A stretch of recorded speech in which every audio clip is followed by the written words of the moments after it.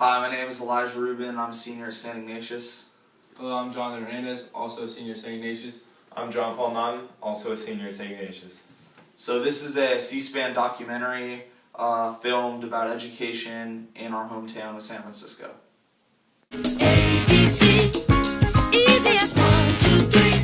I'm simple as slow, break me. ABC, 1, 2, 3, baby, you and me, girl. U.S. high school students getting a bad grade from a new report that measures proficiency in reading, math, and science among 65 countries. The U.S. was 36. Its ranking has dropped in all 3 subjects, now placing 26th in math, 21st in science, and 17th in reading.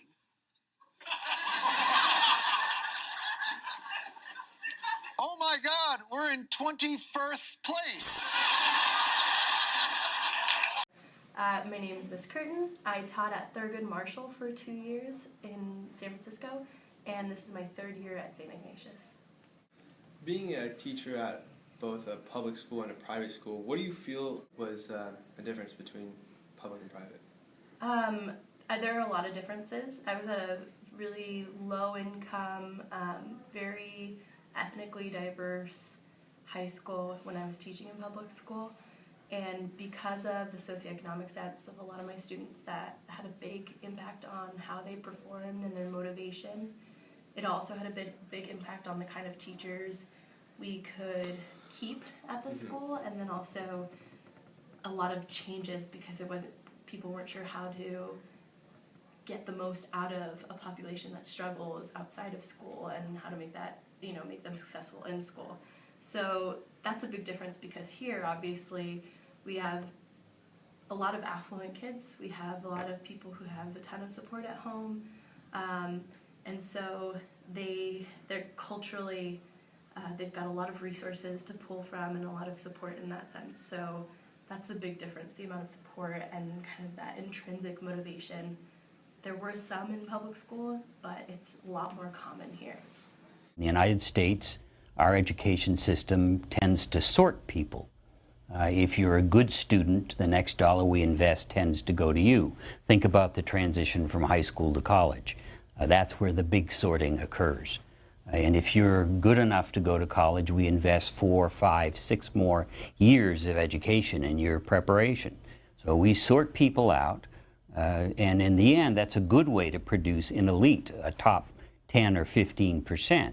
But if schools sort rather than educate or skilled people, you're bound to have failure in the middle and at the bottom of in this case, the income distribution in the United States. My name is Mr. Ruff, and I've been principal here at SI. This is my 6th year, so I've completed 5, this is my 6th year. What do you think the role of standardized tests are? I think there's some really good ways that they can help and improve education. I also think they're limited in the sense that they are simply focusing on a standard, and sometimes the standard isn't the only thing that we want to evaluate or test. Obviously, how you do under standards is important, but we're not about just having you check off a box that you've achieved a standard. We're trying to hopefully develop you so that you can literally change the world. And that doesn't just happen with you meeting standards. That happens with so many other parts of the educational process and program that we have to offer. Did the government programs give enough for you to teach your students and help them succeed? Yeah, it depends. So I taught English language learners and I taught regular English. And at times it felt like I didn't have enough. I think the biggest issue I found when I was teaching regular English classes included really large class sizes. At the first day that I showed up to the job, I had 42 kids in a class, sitting on windowsills.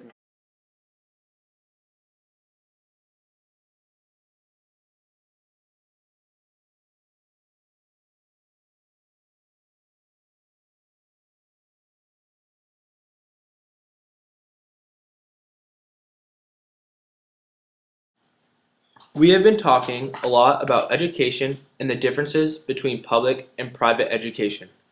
For example, at St. Ignatius, 80% of the staff have at least a master's degree, whereas at Lowell, only 40% have an advanced degree. While Lowell students attend the same caliber colleges as St. Ignatius students, the percentage of Lowell students who do attend is fewer than that of St. Ignatius students.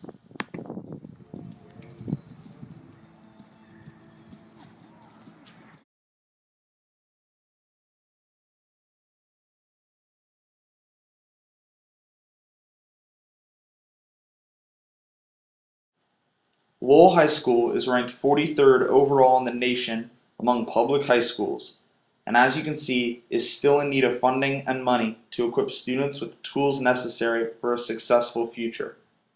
Education should be the #1 priority for Congress in 2014. Congress can do this by providing more funding and by finding a different way to evaluate teachers and students.